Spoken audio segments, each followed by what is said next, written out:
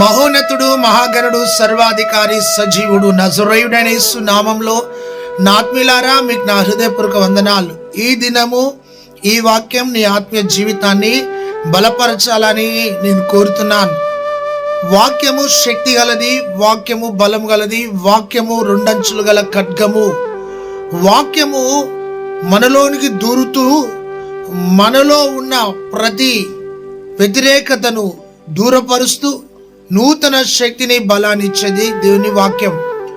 మూలుగులను సైతము విభజించున్నట్టుగా దూరి మనల్ని సరిచేసేది దేవుని వాక్యం.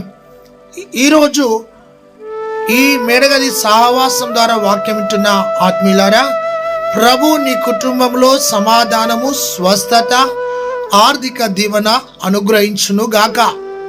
ఈరోజు మన అంశం అభిషేకించబడిన ముఖము. దేవుడు నీతో మాట్లాడుతున్నాడు. నీ ముఖము అభిషేకించబడిన ముఖము. దేవునికి మహిమ కలుగును గాక. పరిశుద్ధ గ్రంథంలో మార్కు సువార్త 10వ అధ్యాయము 20 నుండి 22 వచనాలు చూస్తే, ఒక యవనస్తుడు పరుగెత్తుకొని వచ్చి యేసయ్య పాదాల దగ్గర మోకరించి, బోధకుడా, నిత్య జీవమునకు వారసుని కావాలంటే నేనేం చేయాలయ్యా అని అడిగినప్పుడు నజరేయుడైన యేసయ్య అన్నాడు, నీవు దొంగలించవద్దు, వ్యభిచరించవద్దు, నరత్య చేయవద్దు, నీ తల్లిదండ్రులను సన్మానించుమో అని చెప్పినప్పుడు అతడు విని, నేను బాల్యం నుండే వీటిని చేయించున్నాను అన్నాడు. అయితే యేసయ్య ఒక చక్కటి మాట అన్నాడు, నీకున్నది అమ్మి పేదలకిచ్చి నన్ను వెంబడించు అనగానే తన ముఖము చిన్నబుచ్చుకున్నాడు. చిన్నబుచ్చుకున్న ముఖం. హెచ్చరిక చేసినప్పుడు కొందరు ముఖాలను మార్చుకుంటారు. దైవజనుడు హెచ్చరించినప్పుడు, నీ బోధకుడు నిన్ను హెచ్చరించినప్పుడు నీ ముఖాన్ని చిన్నబుచ్చుకోకు. చాటంత ముఖం చెంబంత చేసుకొని వాడు ముఖము చిన్నబుచ్చుకొని వెళ్ళిపోయాడు. నిత్య జీవం కావాలన్నాడు, సద్బోధకుడా అన్నాడు, బాల్యం నుండే చేయించున్నానని, నీతిగా బ్రతుకుతున్నాని అన్నాడు. గాని తనకున్నది అమ్మి పేదలకిచ్చి వెంబడించు అంటే ముఖము చిన్నబుచ్చుకున్నాడు. ఈ రోజున నీ ఆత్మీయ జీవితంలో నీకంటే పెద్దవారు, నిన్ను నడిపించే నాయకులు, నీ బోధకుడు, నీ సేవకుడు ఒక మాట నిన్ను హెచ్చరిస్తే నువ్వెందుకు ముఖాన్ని చిన్నబుచ్చుకుంటున్నావు? నీది అభిషేకించబడ్డ ముఖం. Praise the Lord. ఈ అభిషేకించబడిన ముఖము ఎప్పుడూ నీ ముఖంలో అభిషేకమే కనబడాలి. ఒకటి చిన్నబుచ్చుకున్న ముఖము. ఈరోజు ప్రభు నీతో మాట్లాడుతున్నాడు. రెండో విషయం చూస్తే, కీర్తనల గ్రంథం 32వ అధ్యాయం 5వ వచనంలో, వారు ఆయన తట్టు చూడగా వారికి వెలుగు కలిగెను, వారి ముఖములెన్నడును లజ్జింపకపోవును. అంటే సిగ్గుపడని ముఖము. రెండోది, ఒకటి చిన్నబుచ్చుకున్న ముఖం, రెండోది సిగ్గుపడని ముఖము. నా జనులు ఇక ఎన్నడూ సిగ్గుపడరు అన్నాడు ప్రభు. నీవు ఆయన తట్టు చూస్తే నువ్వెన్నడూ సిగ్గుపడవు. రెండో మాట, సిగ్గుపడని ముఖము, అవమానమును పొందని ముఖము. ఈరోజు ఆత్మీయులారా, నీది అభిషేకించబడ్డ ముఖం అన్న సంగతి మర్చిపోకు. ఒకటి చిన్నబుచ్చుకున్న ముఖం, రెండోది సిగ్గుపడని ముఖము. Praise the Lord. దేవుడు నిన్ను దర్శిస్తున్న సమయం. మూడోది, గోడ తట్టు త్రిప్పబడిన ముఖం. యెషయా గ్రంథం 38వ అధ్యాయం 4 నుండి 8 వచనాలు చూస్తే, హిజ్కియాకు మరణకరమైన రోగము వచ్చినప్పుడు హిజ్కియా తన ముఖాన్ని గోడ వైపు తిప్పుకున్నాడు. దేవుని వైపు త్రిప్పబడిన ముఖం. అర్థమైందా? నీ ముఖాన్ని దేవుని వైపు త్రిప్పు. రోగము కలగగా యెషయా ప్రవక్త వచ్చి నువ్వు మరణిస్తున్నావని చెప్పగా తన ముఖంలో మరణ ఛాయ కనబడ్డది. తన ముఖమంతా దుఃఖముతో, వేదనతో, భారముతో, విరిగిన హృదయముతో ఉన్న తన జీవితంలో నిరాశ కలిగిన ఆ ముఖాన్ని దేవుని వైపు త్రిప్పి, మరణ ఛాయతో ఉన్న తన ముఖాన్ని దేవుని వైపు త్రిప్పినాడు. ఈ రోజున దేవుణ్ణి వెదికే ముఖముగా నీ ముఖముండును గాక. పరిశుద్ధాత్మ దేవుడు నీతో మాట్లాడుతున్నాడు. ఈరోజు మన అంశం అభిషేకించబడ్డ ముఖం. అందులో ఒకటి చిన్నబుచ్చుకున్న ముఖం, సిగ్గుపడని ముఖం, గోడ వైపు త్రిప్పబడిన ముఖం. అయ్యా, యథార్థవంతుడైన నీ సన్నిధిలో నేను ఎలా బ్రతికినానో దయచేసి నన్ను జ్ఞాపకము చేసుకోమని హిజ్కియా ప్రార్థన చేయగా ఆ మరణ ఛాయతో ఉన్న తన ముఖం మీదికి జీవమును విడుదల చేశాడు. హల్లెలూయా. నీ సమస్యల మధ్యలో నీ ముఖం మీద దుఃఖము కనబడుతుంది కావచ్చు. ఈ రోజున నీ ముఖం మీద ఉన్న కన్నీళ్లను తుడుచుకో. నీ కళ్ళలో ఉన్న కన్నీళ్లను తుడుచుకో. దేవుడు నీ ముఖాన్ని పైకెత్తేవాడు. ఒకవేళ నీ ముఖం దించుకొని, తల దించుకొని బ్రతుకుతున్నావేమో, దేవుని ఆత్మ నీతో మాట్లాడుతుంది. దేవుడు నిన్ను దర్శిస్తున్న సమయం. దేవుని బిడ్డ, ఈరోజు నీ ముఖం అభిషేకించబడ్డ ముఖం అని ప్రభు నీతో మాట్లాడుతున్నాడు. మరో మాట, 2వ రాజుల గ్రంథం, 1 రాజుల గ్రంథం 18వ అధ్యాయం 42వ వచనంలో ప్రార్థన భారము కలిగిన ముఖం. ఏలియా తన ముఖాన్ని ముఖాల మధ్యలో పెట్టుకొని ప్రార్థన చేస్తున్నాడు. ప్రార్థన భారము కలిగిన ముఖం. మేఘమును చూడుమని పనివానికి చెప్పి తన ముఖాన్ని మోకాళ్ళ మధ్యలో పెట్టుకున్నాడు. ఆత్మీయులారా, ప్రార్థన భారం నీ ముఖములో కనబడును గాక. దేవునికి స్తోత్రం. వర్షము లేక ప్రజలు అల్లడిల్లుతున్నారు, తల్లడిల్లుతున్నారు, పశువులు చనిపోతున్నాయి, రాజులు సతమతమవుతుండగా ఏలియా తన ముఖాన్ని తీసుకొని మోకాళ్ళ మధ్యలో పెట్టుకొని ప్రార్థన చేస్తున్నాడు. ప్రార్థన ద్వారా దేశంలో వర్షం కుమ్మరించబడది, ప్రజల దాహం తీర్చబడది, వారి పశువులు, మందలు, మేకలు, గొర్రెలు, పొలాలు, పంటలు దీవించబడ్డాయి. నీ ముఖంలో ప్రార్థన భారం కనబడును గాక. హల్లెలూయా. ఎలాగుంది నీ ముఖం? సిగ్గుపడని ముఖముగా ఉండాలి. గోడ వైపు, దేవుని వైపు త్రిప్పబడిన ముఖముగా నీ ముఖం ఉండాలి. 3వది, ప్రార్థన భారము కలిగిన ముఖముగా నీ ముఖం ఉండును గాక. ప్రభు నీతో మాట్లాడుతున్నాడు. నెహెమ్యా గ్రంథంలో, నెహెమ్యా నీ ముఖము విచారముగా ఉన్నది. ఎందుకయ్యా నీ ముఖములో విచారం కనబడుతుందంటే, యెరూషలేము గోడలు కూలిపోయినాయి, గుమ్మాలు కూలిపోయినాయి, కాలిపోయినాయి, మా ప్రజల ఆరాధన ఆగిపోయింది, మా బలిపీఠాలు, ఆ యొక్క బలులు అర్పించే ఆరాధన ఆగిపోయిందని తన ముఖమును చూచినప్పుడు తన ముఖములో విచారము కనబడ్డది. అంటే దేవుని సేవ మీద ఉన్న భారం తన ముఖములో కనబడ్డది. దేవుని పని యొక్క భారం. యెరూషలేము యొక్క గుమ్మాలు కాలిపోయినాయి, ఆరాధన అక్కడ ఆగిపోయింది, అక్కడ ప్రజలు చెరలో ఉన్నారు అని విన్నప్పుడు, చెదిరిపోయినారని విన్నప్పుడు తన ముఖంలో సేవ భారం కనబడ్డది. ఈ ముఖంలో సేవ కోసమైన భారం ఉందా? ఆలోచన చేయి. ఒక సామెత ఉంది, మోకాలు నల్లబడితే ముఖము తెల్లబడుతుందంట. నీ ముఖానికి నానా రకాలైన పౌడర్లు, స్నోస్ రాస్తున్నావు కానీ ముఖాల అనుభవం కలిగి ప్రార్థన చేయి. దేవుడు నీ ముఖాన్ని అభిషేక ముఖముగా చేసినాడు. మరో మాట, 2వ కొరింథీ పత్రిక 3వ అధ్యాయం 8వ వచనంలో ప్రకాశించుచున్న ముఖము. మోషే కొండపైకి వెళ్ళి దిగి వచ్చుండగా మోషే ముఖము ప్రకాశించుచుండెననేది. Praise the lord.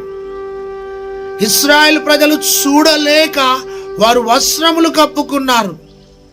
దేవునితో సహవాసము చేసిన ముఖం, దేవునితో గడిపిన ముఖం, 40 రాత్రం పగలు దేవునితో సహవాసం చేసి వెలుగు చేత, మహిమ చేత, కాంతి చేత, ప్రసన్నత చేత తన ముఖము కప్పబడ్డది.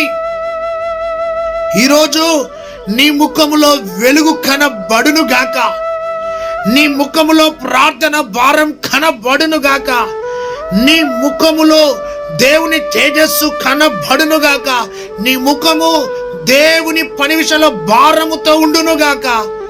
హిజ్కియా ముఖము గోడ వైపు త్రిప్పబడ్డట్టుగా దేవుని వైపు నువ్వు తిరుగు. ఆయన నీ వైపు తిరిగి నీ పరిస్థితులను మార్చేవాడు. దేవునికి మహిమ. అదే విధముగా కీర్తనల గ్రంథం 84 కీర్తన 9వ వచనములో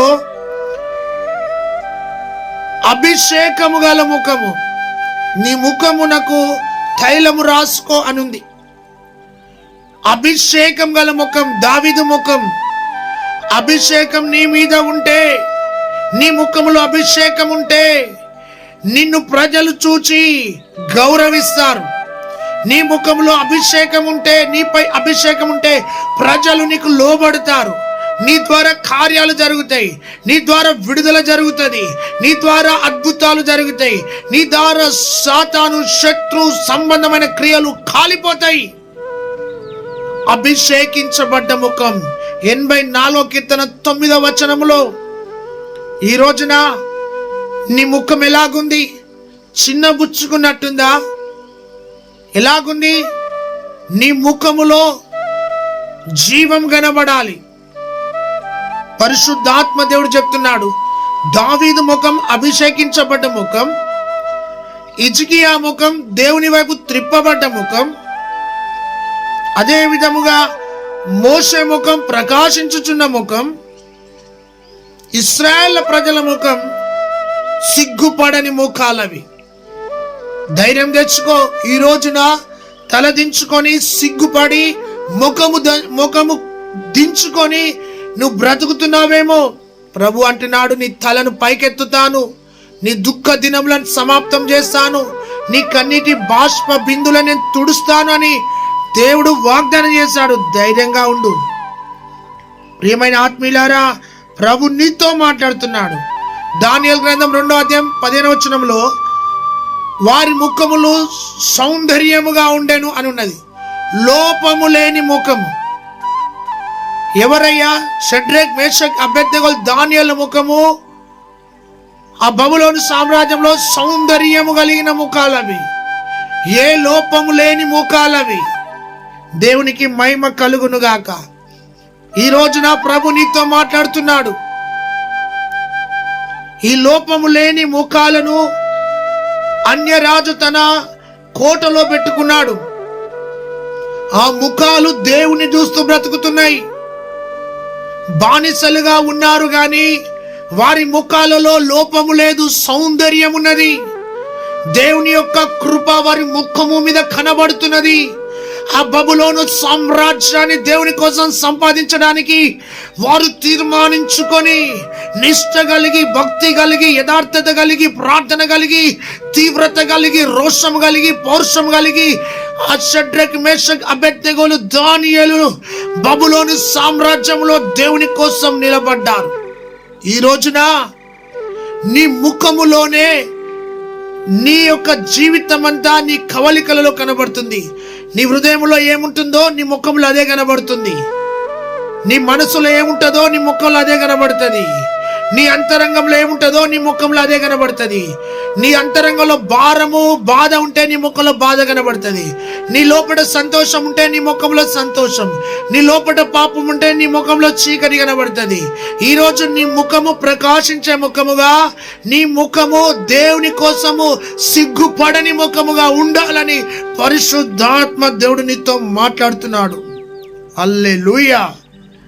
దేవునికి స్తోత్రం కలుగును గాక. పరమగీత 4వ అధ్యాయం 1వ వచనంలో నా ప్రియురాల, ముసుకు గుండా నీ కన్నులు గువ్వ కన్నుల వలె కనబడుతున్నాయి.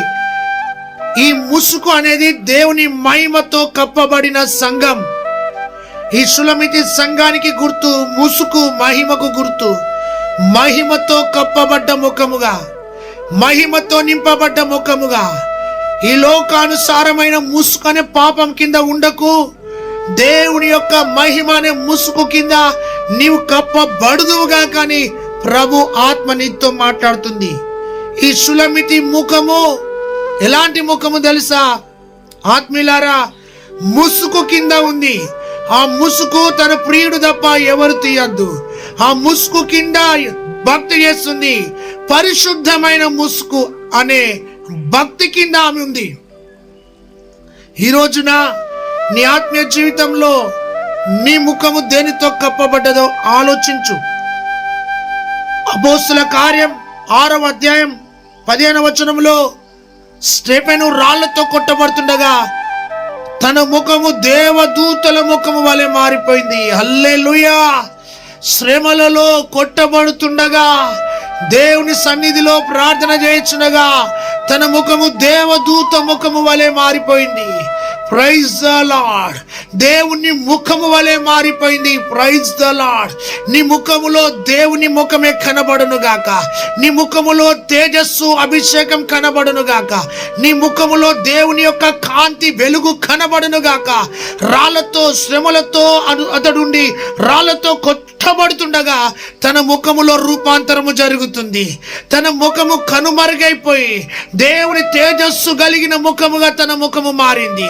ప్రజలకు అర్థమైంది, ముఖములో దేవుని యొక్క మహిమ కనబడుతుంది, దేవుని ముఖముగా తన ముఖము మారిందని ప్రజలు చూస్తున్నారు. ఈ రోజున నీ ముఖం ఎలాగుంది ఆలోచించు దేవుని బిడ్డ. దేవుడు నీతో మాట్లాడుతున్నాడు. కీర్తన గ్రంథం 2వ అధ్యాయం 14వ వచనంలో మనోహరమైన ముఖము అంటే అందమైన ముఖము. అందం అంటే ఈ లోకానుసారమైన అందం కాదు.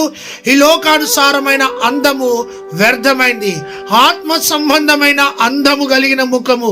అందము అంటే వాక్యము నీ హృదయంలో ఉంటే నీ ముఖము మనోహరంగా కనబడుతుంది. దేవునికి స్తోత్రం కలుగును గాక. రిబుకా ముసుగు వేసుకున్న ముఖముతో వెళ్ళినట్టుగా నీవు తేజస్సు కలిగిన ముఖముతో, నీవు మహిమ కలిగిన ముఖముతో ఉండాలని ప్రభు ఆత్మనితో మాట్లాడుతుంది. ఈ రోజు నీ ముఖము అభిషేకించబడ్డ ముఖం అని మర్చిపోకు. అయితే ఈ రోజున నీ ముఖాన్ని దించుకొని, తల దించుకొని బ్రతుకుతున్నావేమో. ప్రభు ఆత్మనితో మాట్లాడుతుంది. ముసుగు కింద నీ యొక్క ముఖము కప్పబడాలి. మహిమతో, వెలుగుతో నీ ముఖము కప్పబడాలని ఆత్మదేవుడు నీతో మాట్లాడుతున్నాడు. మోషే ముఖం వెలుగుతుంది కదా, దానియేలు ముఖం లోపం లేనిది కదా, హిజ్కియా ముఖం దేని వైపు చూచింది కదా. ఈరోజు నీ ముఖము కూడా అభిషేకం కలిగిన ముఖముగా ఉండాలని ఆశపడుతూ 84వ కీర్తనలో 9వ వచనంలో అభిషేకించబడిన దావీదు ముఖాన్ని నువ్వు విన్నావు. నీ మీద అభిషేకం ఉంది. దేవుని యొక్క కృప నీ ముఖములో ఉంది. ఎప్పుడు నీవు చిన్నబుచ్చుకున్నట్టు బ్రతకకు. దేవుడు నిన్ను దీవించునుగాక. నీ ముఖంలో అభిషేకం, ప్రేమ, దేవుని శక్తి నీ ముఖంలో కనబడునుగాక. God bless you. Praise the Lord. పరిశుద్ధుడా, ఈ వాక్యం విన్న ప్రతి వారిని దీవించండి. మా ముఖము అభిషేకించబడ్డ ముఖం అని విన్నాము తండ్రి, నీకు స్తోత్రం. ఈ వాక్యం ద్వారా వీరందరిని దీవించి బలపరచుమని, నూతన శక్తి, నూతన అభిషేకం దయచేయమని, వాక్యం విన్న వారు ఎవరైనా రోగులుంటే స్వస్థపరచండి అయ్యా. వారి ముఖం పైన నీ వెలుగు, నీ జీవముండును గాక. నాయనా, హిజ్కియా మరణ ఛాయతో ఉన్న తన ముఖం మీద నీ యొక్క జీవం విడుదలైనట్టుగా అద్భుతం జరిగించుమని యేసు నామములో ప్రార్థిస్తున్నాం తండ్రి. ఆమేన్, ఆమేన్. Praise the lord.